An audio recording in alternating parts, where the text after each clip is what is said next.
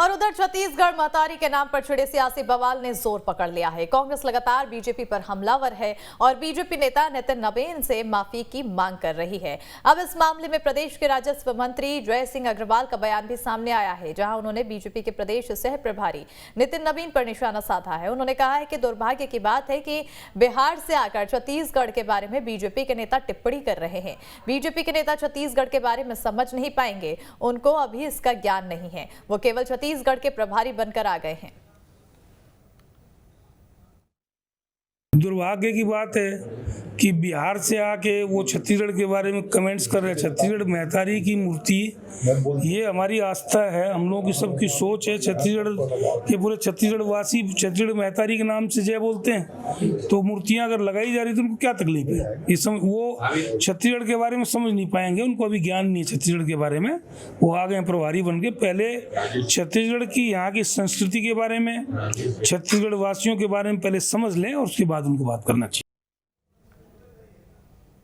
और प्रदेश में हो रहे आदिवासी नृत्य महोत्सव को लेकर बीजेपी ने भूपेश बघेल पर हमला बोला है। बीजेपी का कहना है कि एक तरफ प्रदेश में अपराध बढ़ रहे हैं तो दूसरी ओर सरकार नृत्य महोत्सव में मग्न है। बीजेपी नेता केदार कश्यप ने कहा है कि सरकार अपनी नाकामी छुपाने के लिए नृत्य महोत्सव का आयोजन करवा रही है ताकि मुद्दे से ध्यान भटकाया जा सके। पूरा प्रदेश अपराध का गढ़ बन चुका है, माफिया राज हावी हो चुका है और अपनी विफलता को छुपाने के लिए कांग्रेस की सरकार आदिवासी नृत्य महोत्सव करा रही है। इस आदिवासी नृत्य महोत्सव में दूसरे प्रदेशों और विदेशों से 1500 डेलीगेशन आए हुए हैं। छत्तीसगढ़ का आदिवासी इस आयोजन से खुश नहीं है और उनके आरक्षण को लेकर के जिस तरीके से सरकार का रुख है, सरकार ने आज हमारे आदिवासियों पर जले पे नमक छिड़कने का काम कर रही है। यहाँ आदिवासियों का सम्मान करने की बात आती है तो आदिवासियों का अपमान करने से नहीं चूक रही है। छत्तीसगढ़ महतारी के अपमान का मुद्दा गर्म आ गया है। नितिन नबीन के बयान का चौतरफा विरोध शुरू हो गया है। कांग्रेस इसे लेकर बीजेपी पर हमलावर हो गई है और इसको लेकर बिलासपुर में युवक कांग्रेस ने बीजेपी के प्रदेश सह प्रभारी नितिन नबीन का पुतला दहन कर विरोध जताया। युवक कांग्रेस ने नेहरू चौक पर बीजेपी नेता का पुतला फूका और युवक कांग्रेस ने बीजेपी नेता पर छत्तीसगढ़ महतारी का अपमान का आरोप लगाते हुए माफी की मांग की है।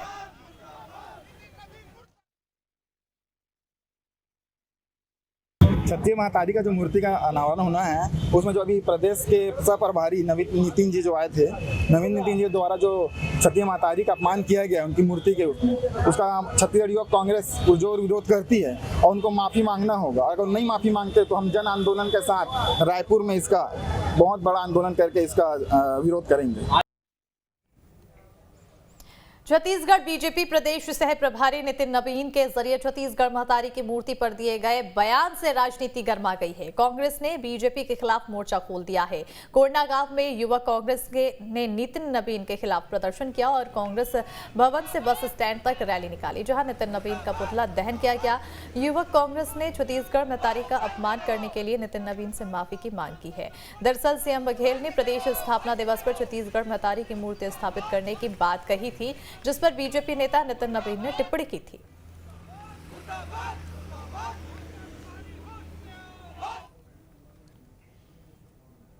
तो वहीं प्रदेश की कांग्रेस सरकार के खिलाफ बीजेपी की महिला मोर्चा सड़कों पर उतर गई है। रायपुर में महिला मोर्चा की नेता और कार्यकर्ताओं ने भूपेश सरकार के खिलाफ नारेबाजी करते हुए पैदल मार्च निकाला। ये पैदल मार्च राजभवन तक किया गया। बीजेपी महिला मोर्चा ने यह विरोध मार्च प्रदेश में शराबबंदी, महिला उत्पीड़न और बिगड़ते कानून व्यवस्था को लेकर निकाला है।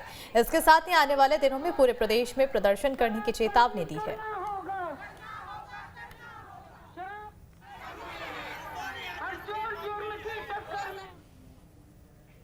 छत्तीसगढ़ महतारी की प्रतिमा हर जिले में लगाने का ऐलान तो सीएम भूपेश बघेल ने कर दिया है, लेकिन अब बीजेपी इस मसले पर सरकार का घेराव कर रही है। तो वहीं कांग्रेस पर बीजेपी का जवाब देने से जरा भी नहीं चूक रही है। देखिए ये खास रिपोर्ट।